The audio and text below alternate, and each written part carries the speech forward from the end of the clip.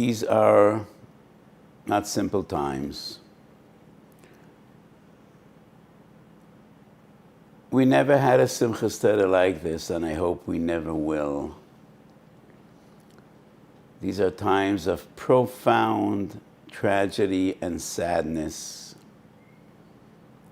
And I just find myself between one shir and the other, just crying with people that call and knock at my door all day. Just 5 minutes ago, a wonderful Talmud Chacham I know called. He has 6 children in the army. Einiglach. 6. All in combat units. And I just have lists and lists and lists of people to daven for. Since the terrible days of the Shoah, we have seen nothing like these atrocities. The number now is at more than 1,000 people murdered, not soldiers in combat. Anoshim, Noshim, Vetaf, entire families, father, mother, and 3 children, murdered. Sha'olu b'sara hashamayma. We need to feel the pain. We need to feel the pain. It's a Gemara, Tanis Yud Aleph. Rambam Perek Gimel Halacha Yud Aleph Mehilchas Tshuva. A Perish Medarki Atzibur Ein Lo Chelek Li'olam Haba. And the Rambam defines who is a Perish Medarki Atzibur. She'enoi nechnas b'tzaroson ve'enoi mis'ana b'tanisam. If you don't feel the pain, you're not part of Klal Yisrael. That is a Perish Medarki Atzibur. And how can one not feel the pain when we're dealing with thousands of people? And so many young soldiers who b'mesirus nefesh put their life in jeopardy, many of them knowing they have no chance of living, just fighting to save others. So many stories of people that weren't even called up and volunteered to fight and paid with their lives. One young soldier, he wasn't even called up. It was on Simchas Torah, on Shabbos. He heard what's going on. He got into his car, drove down an hour and a half.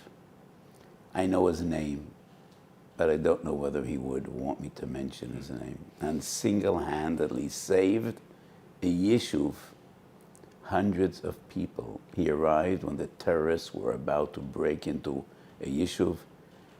He arrived, took out his rifle, and some of them were killed, the others ran away, and he saved an entire yishuv. So in such testing times of such terrible tragedy, Klal Yisrael shines. And we see the strength and the unbelievable qualities of Eden. We have more infighting than any other society in the world in days of peace. We just don't seem to get along.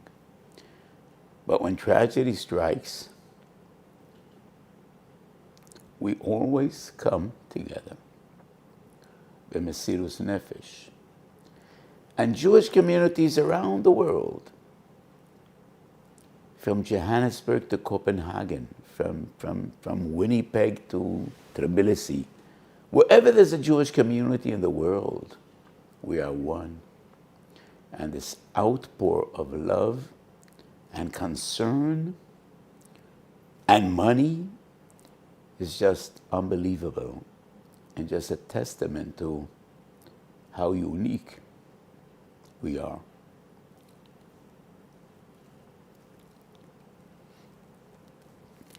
So, since Shabbos, I don't have a spare moment, just giving chizuk, answering questions, answering shaylas.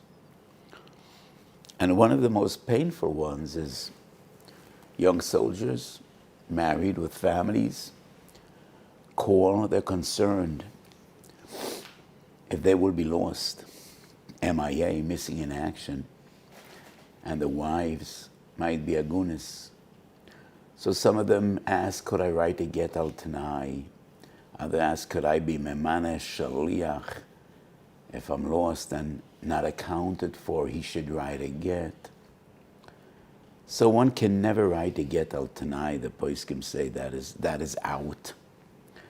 And even minu shliach, if I would paskan for one, you could do that. Hundreds will want to do it. V'hamachshelo merubo. And there will be terrible machsheles. So the only option I have is giving them a bracha. Don't be worried, you're going to come home safely. And then when they leave my house, or I put down the phone, I lift my eyes to the heavens and I say, Rabbani Shalom, I gave these brachas for you, for your kinderlach, for your children, for your covered. So please, be mekayim, uphold these brachas, leman kvoid shimchu agodayim, because otherwise that'll be a chilul Hashem. So I really hope all those people I benched come home safely. Shetachzor habayta l'shalom. They should all really come home safely. B'shalom or b'shalva. So what is our challenge? Number one, achdus. Chazal teach us Bamidbar Rabo, Perek Lametes. Ma ben Dorish shel David leDorish shel Achav. The Dorish shel David, they were great Talmidei Chachamim and Tzaddikim. But they went out to war and they were vanquished. Dilturin hayu b'neihem. There was machlekes. In the days of Achav, they were over there by the Zorah. But they went out to war and they were victorious. Mepnei shelo hayu b'neihem dilturim. There was no machlekes. So in times of war, the most important thing is ahavas Yisrael and achdus. Ish et re'ehu yazaru ol ochiv yoimachazak. So most of our kids sit in yeshivas, Baruch Hashem. That's the way we want it. And Baruch Hashem, they're not connected to any social media. That's the way we want it. That's the way it should be. But we do need to feel the pain. And we do need to know how parents feel when they have kids in the army and they can't sleep, they can't close an eye all night, and they're worried. And some of those kids, some of those young soldiers will never come home. And that puts a burden on yeshiva boys, on B'nai Torah. You need to be a shutef to this effort. Tana de Be'elio Perek Yud. Elio Navi is mefarish a posek and sefer shoiftim. Magen im yira'eh v'romach barabo HaMelech miYisrael. Yivchar Elokim b'chadoshim. אשרי מי שדברי תורה משחק שמל ידוי. והקדוש ברוך הוא אומר לו, בשבילך אני מציל את ישראל. And my question is, why don't Chazal simply say, אשרי מי שעוסק בתורה? What is the emphasis שדברי תורה משחקים על ידוי? The pasuk says, מגן אם יראה, ורומח בארבו המלך מישראל. The magen and the ramach are the tools of war of the days of yore. The ramach is a sword or a spear, which is an offensive weapon, which the warrior holds in his right hand. The magen is a shield, a defensive weapon in his left. So the magen and the ramach were transferred 1,000,000 times to the modern battlefield. no longer the sword and the shield. Infantry, special forces, artillery, armor, planes, missiles, anti-missile missiles, cyber warfare. But the fundamentals are still the same, offense and defense. And only in the combination of two could any army win a war. B'malchamto shel Torah, we also have the Magen and the Romach, the Maksha and the Tarza. And that is what Torah is all about. Kusha v'piruka, kashas and answers, questions and answers, kashas and terutzim. That's the Magen and the Romach. Israel doesn't win wars by sheer force. Let me be clear. The Israeli army needs to have the best equipment in the world, the best soldiers in the world, the best motivation in the world, and I believe they do. But still, we are the people of eternity. We are the people of Torah. We are the people that B'derech HaSheva shouldn't be here. B'derech HaTeva, we should have been 3 pages in history books. Somewhere between the Roman Empire and ancient Troy, there would be 2 or 3 pages. There was a people, they called themselves the Jews, claimed to be descendants of the patriarchs, and they lived from BC so-and-so to AC so-and-so. But we're around. And we're doing quite well. And Rabbi Yankov Emden writes in his introduction to his famous siddur, Chai Roishi, I swear that the mere existence of Klal Yisrael throughout the ages is a greater miracle than the 10 plagues and Kriyas Yamsef and Mamad Har Sinai. And he wrote that line 300 years ago. What would he write today? After all we've been through in the last 300 years, including the Holocaust. So we are a miracle.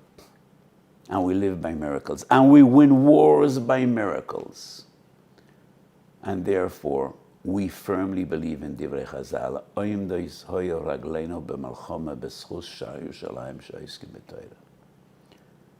Yes, hundreds of thousands of our young boys are in the front, risking their lives. So all those that are in Bismedrish, they also need to make a special effort. Those in the front lines don't have 2 hours in the afternoon to take a nap. Neither should you. Neither should we. We need to take part in this war effort. Magen v'romach bebeit HaMidrash. Malchamta shel Torah. And that is why Chazal say, Mi shedivrei Torah meschatchem al yodai. Kodesh Baruch Hu says, Bishvilchu ani matzah Yisrael. I remember many years ago, probably some 45 years ago, I was a younger man. And I was in Rosh HaNikra with my little daughters. And probably most of you visited Rosh HaNikra in the north in Israel. And there's a long passage, a long walkway on the rock overseeing the ocean. And from about 300 meters away, I see 2 soldiers, full gear with their rifles, reading a book together. And I tell my little daughters, I wonder what they're reading. And as I came closer, I see 2 young soldiers learning Mishnah Brura together.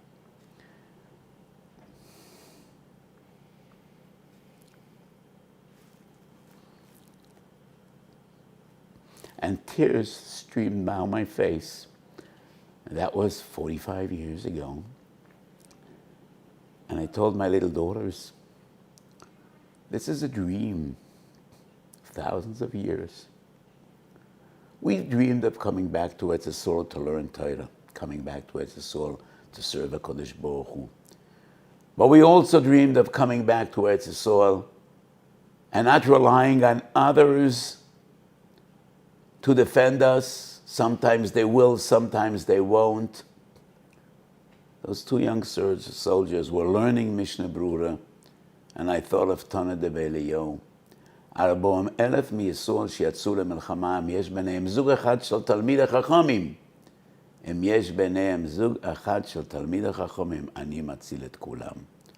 So רבונו של עולם, there are so many תלמידי חכמים in the army and outside of the army. And we all need to daven more and daven better, learn more and learn better. And in this joint effort, HaKadosh Baruch Hu ייתן את אויבינו ניגופים בפנינו. And we should be zoched to the posuk, ונתתי שלום בארץ, ושמחת עולם ליושביה. We should only hear the Sodas. Rabbi Sofer, because I see you on my screen, I don't have the questions before my eyes, so will you please read out the questions and I will respond and I will give the answers, okay? Sure. So many people are asking today that there's still some information is more via technology devices, cell phones, computers. Many people don't have radios, and in previous wars, the psak was they should leave the radios on a Shabbos station, which would only sound if there was a siren or any other form of urgency. Today, where it's all mostly technology devices, cell phones and computers, is a person allowed to use a cell phone or computer, maybe with a shinoi, to see about any security updates? Can he leave some live stream on the computer or any other device? If there are questions that are really related one to another, I think it would be wise to just give me a cluster, because I saw there are about more than 20 questions.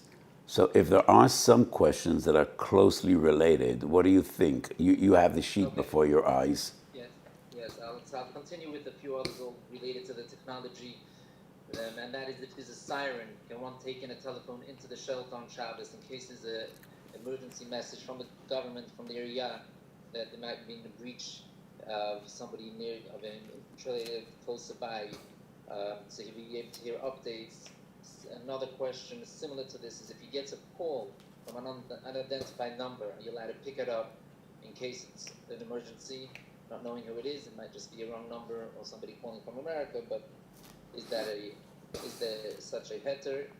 And a bit more on the serious side is if somebody has a child in the army and their son calls, are they allowed to pick it up? So let me give a general attitude and approach which will be an answer to all the questions, the 4 questions. Safek pikuach nefesh deiches Shabbos. But I think we need to be especially careful and vigilant, because it's a time of war, not to turn Shabbos into just another day of choil. And I've been asked so many questions regarding Chilul Shabbos. A radio station called me. Not a frum radio station, but a conservative one that is very, very sympathetic to religious causes. And, it's more right-leaning. Could they broadcast on Shabbos because it's so important, for the morale of the people? And I said, I don't see any heter. We need to be very, very vigilant and careful, Otherwise, we will have no Shabbos at all. Almost everything you could argue, in a way, is important. And I don't see a radio broadcasting on Shabbos, and even with a big stretch being included in Pikuach Nefesh. So I definitely think, I'm not that much into technology. I think I'm an intelligent person, but I'm not tech savvy at all. But I assume that you could have a cell phone on, or other technologies, a computer that should be on all Shabbos. And if there's a Shat Chirum broadcast from security services or from the government, it will come on without you answering your phone or without you activating your system. I only guess. Maybe I'm not right. So if there's a siren, everybody hears it. You don't need your cell phone. and there are very clear regulations when you could leave the mamad. It's been almost a week since this terrible war broke out. I got no personal call from security services or from any agency, updating me about the security concerns. So I'm not really aware. So I think using your cell phone on Shabbos to be updated, I do not see any heter for that. But I definitely do think in previous wars, we just had the radio on. And when there was an important announcement, the voice came beaming out of the radio. I assume that in modern technology, you could have some similar formula. I don't see any heter using your cell phone or telephone either to call or to answer just to get an update. Could you take your cell phone into the mamad? Yes, you could. Carrying a cell phone is not much of an isser. A cell phone is defined as a kli shemalachta leisser. Mutar letaltel kli shemalachta leisser letzorech gufay. I don't think it's defined as muktzah machmas chesoren kis. We carry our cell phones. You know, I have this old-fashioned little phone, and I use it all the time as a paperweight, to put on my Gemara, to put on my notebook, and, we do a lot of things with our phones. So it's not defined as chesoren kis. It's a kli shemalachta leisser, and if you need to use it, you could. So you could take the cell phone into the mamad, but the question is, what are you going to do with your cell phone? So if you get a call, I don't think you could answer. It's overwhelmingly likely that it's just either somebody calling you and he's not aware that you're from and you won't answer your phone, or a missed call or a mistake. But many people ask me, I have a kid in the army, could I answer a phone call? And I say yes. We hope it's nothing serious, but there is a possibility he was injured or he is in stress and he needs you. So you have a child in the army and his number is calling, or even another number. He might be in danger. He might be hurt. That might be a pikuach nefesh situation, so you could answer your phone. If you have no one in the army, I do not think you could answer your phone.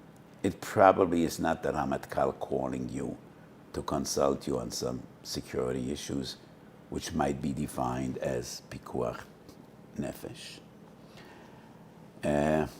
I think I related to the various questions that I was asked. There's some message that there are from the Pikud Oref such apps. Somebody who doesn't have an app and will not be notified any other way. I'm not sure if it would be by a phone, but if they do call people, would that be a heter, or would that have to first be a buyer if that is that? If it's an identified number, it's Pikuda Oref, you could answer. It also depends where you live. So you live in the south, and it might be, some important information. Lock yourself in the house. There might be some terrorists in the area, then you definitely could answer. But if you live in the Merkaz, and it's almost, extremely unlikely, even remotely unlikely, that it's an important notice that would affect Pikuach Nefesh, that would affect your safety, I don't think you can answer the phone unless the number is from Pikud Oref and it might be something serious. I think we need to be very careful in times like these, just, to uphold Kedushas Shabbos and not to lo lahafoch Shabbos lechoil. Okay, we'll continue with other questions of technology, and that is more, is there a heter for parents living in the U.S. who want to be updated on the situation that the children who are living in Eretz Yisrael? Are they allowed to ask a non-Jew to show them what's on the news today, if anything happened? Are the children after Shabbos allowed to call a non-Jewish neighbor to relay a message? Last week, many children in Eretz Yisrael where the parents are not from called either on Shabbos, sent emails, are they allowed to reply afterwards, sending emails or calling, leaving a message? But that might be that the family I don't think you could ask a guy, to show you on his cell phone what's new, because that's a mila nachri. A mila nachri is an isterabanan. Chazal are lenient regarding a mila nachri for a choyle she'en b'sekona, but just being updated on the news, that's not a choyle she'en b'sekona.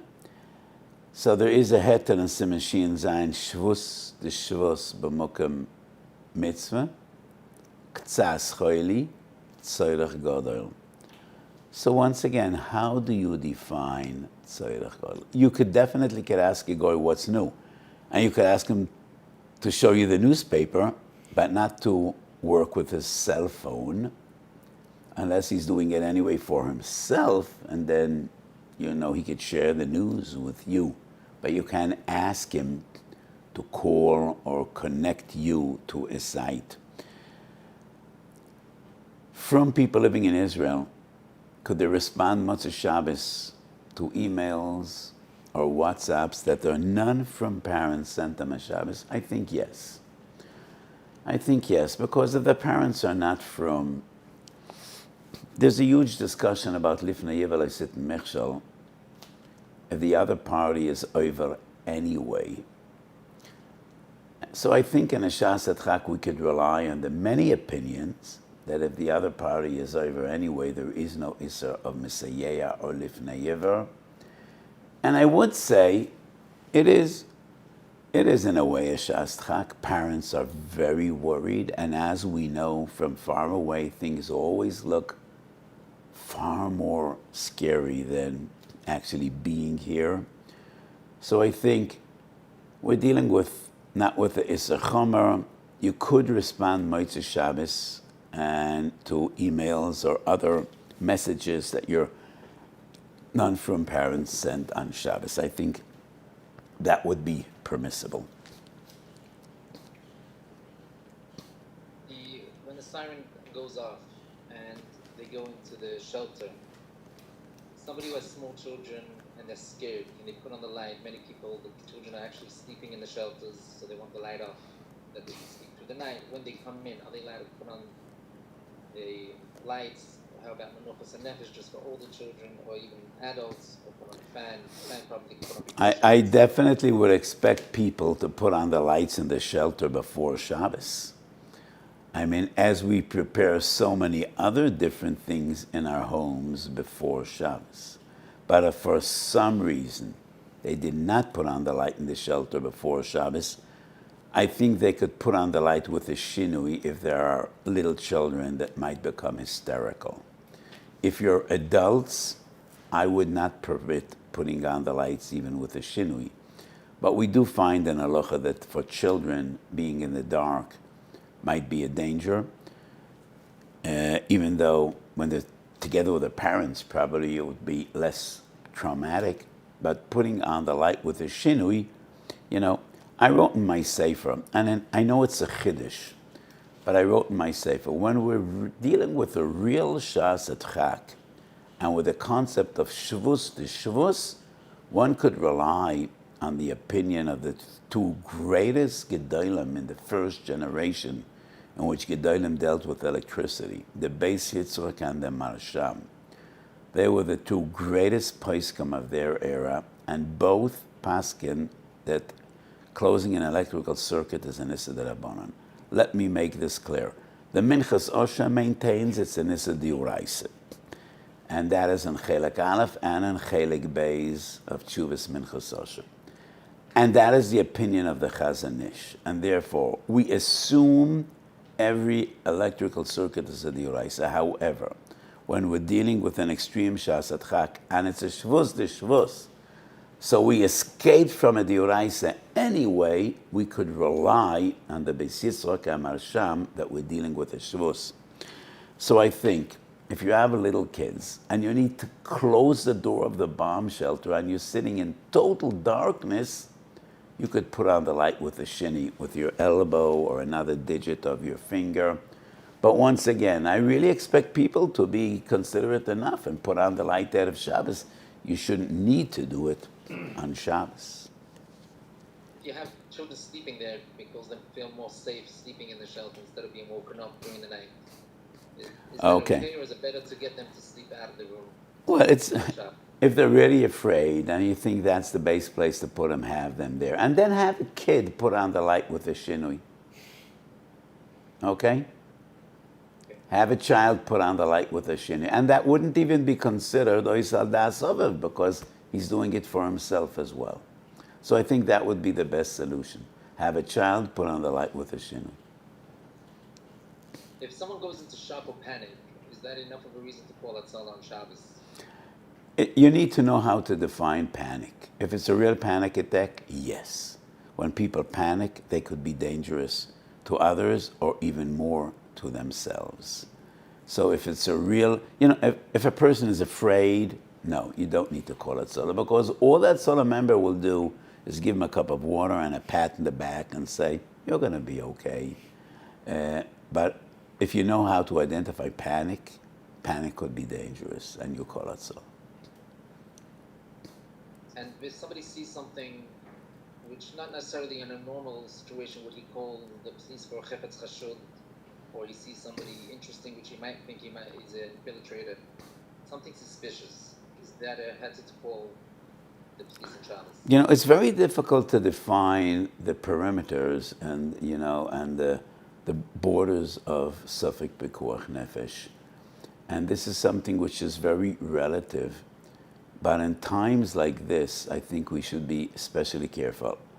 I spoke yesterday night with the Rav of the Shabak, of the Shirut Bitachon, and he told me there's a dramatic spike, a dramatic rise in Arabs in Eastern Jerusalem trying to carry out terror attacks and sabotage.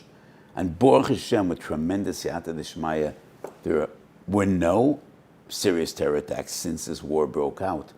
But these are very, very special times, and I think anything you see that might arouse suspicion, you should call security.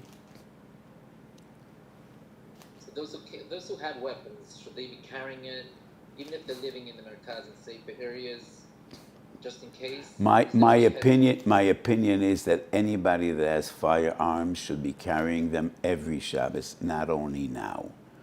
In my shul, to my dismay, there is only one person that has firearms, and he comes to shul every Shabbos with a gun. I think living in Eretz Yisrael, carrying a gun is a isur kal shebekalim. Once again, it's a klisha malach delisa. I do think it's muktzah machmas chasonkas, but it's muktzah. You carry it kalache yad, and I think it's very important. Let me make a general comment about pikuach nefesh. One of the most amazing sforim I wrote is Minchas Osher on Corona. I published a sefer after 1 year of Corona, and it was a bestseller. Now, nobody touches it. I think people are afraid they're going to get Corona if they open the sefer. So I need to tell people, you're not going to get infected. There's no viruses in my sefer. I say this because it's an amazing sefer with a lot of chidushim, generally in the sugyas of pikuach nefesh, because the sefer goes far beyond Corona as a specific COVID as a specific virus. And I explained there the difference between pikuach nefesh of an individual and the pikuach nefesh of a tzibur. And I brought many rayas. It's a fascinating discussion. So the likelihood that terrorists will break into your shul and you will kill them and save the community is extremely remote. But the likelihood that somebody is going to kill a terrorist in Israel and save people is not remote at all. It is very, very likely. So if we give a psak, people should not carry arms, that means our psak is given to the entire country. so people will die. So when we're dealing with a Makas Medina, with questions that are not, just personal, coincidental, but questions that affect the entire community, the parameters of Pikuach Nefesh are different. I think in every shul there should be armed people, not only now in these terrible times, but always. And I think many more from people should have firearms, should be trained in using firearms, because our communities are more vulnerable than anyone else, and the Arabs, the terrorists, are aware of that. So I would like to see far many more from people that carry firearms and know how to use them in a responsible fashion. Somebody's been asked to be a patrol. They have just cars driving around to scare people off, infiltrators off. Doesn't even have a firearm. Is that okay to be doing on Shabbos? I very much doubt it. I did give a heter to the police to patrol the streets and cars on Shabbos. And my heter was based on an interesting argument, because, the police, the army, the Shabak, I don't know whether to be very happy about that, but they all consult me for psak and for guidance. So the question was, in every police force in the world, there are patrol cars, not answering a call, not going anywhere, just patrolling the streets. And the general rationale is, it's a deterrent, and it also gives the populace some sense of security. Would that be defined as pikuach nefesh? And I explained to some senior officers, I don't have a degree in criminology. I didn't go to university. But I explained to the commanders and to the rabbis of the police, it is 100% essential to have patrol cars patrolling the streets, because otherwise, if all the police cars would be in the police stations, that would encourage the criminals and the terrorists to commit the perfect crime. All they need is GPS to figure out how much time it'll take for a police car to come from the police station to the vicinity where I want to commit the crime. And they know exactly how long that'll take. And all they need is two vehicles to block this road and block that road. And then they know they have a half hour to kill, to rob, to steal, to rape, to commit the most terrible crimes. And the police won't be here. They know exactly how long it'll take to get here. And therefore, it is 100% essential and important to have patrols. But a patrol car that is not really armed, just to give, some sense of security to the population, I do not see that as a sufik pikuach nefesh to permit Chilul Shabbos. It's a bit strange, but I feel I'm coming across today as a big machmir. And sometimes, I don't consider myself to be either a machmir or a mekel. I think I usually try to learn Torah la'amita and just come up with what I think are the proper answers. Yes, please, Sofa. If somebody's called up from Miluim, can he take everything? Can he take food, towels? He can take everything he needs. Everything he needs. Okay, in case a hit from a rocket chas v'shalom, and it's only a damage of property, no injury, nobody was hurt at all, is there any head to call emergency services? So lav dafka in times of war, I wrote a tshuva, if fire breaks out, you always need to call the fire department. Because some people don't know how dangerous fires are, and sometimes fires could spread so fast. And a situation which to you, you're not a professional firefighter, you seem to think the fire is contained, but that is only when fires break out in a house. But if it's an open field and there's a bush out there that's burning, and there's nothing around, and there's no likelihood at all, I don't think there's any heter to call firefighters. I think in the middle of the week, you wouldn't necessarily call a firefighter. So So it all depends on the situation. If there's a fire in a house, always call the fire department. It's unbelievable how easy fires can spread. And heat. Heat could cause gas containers to explode. You know, fires might spread by electrical wires. But if there's a little fire outside in a field, so if it's in the middle of a forest, you need to call firefighters.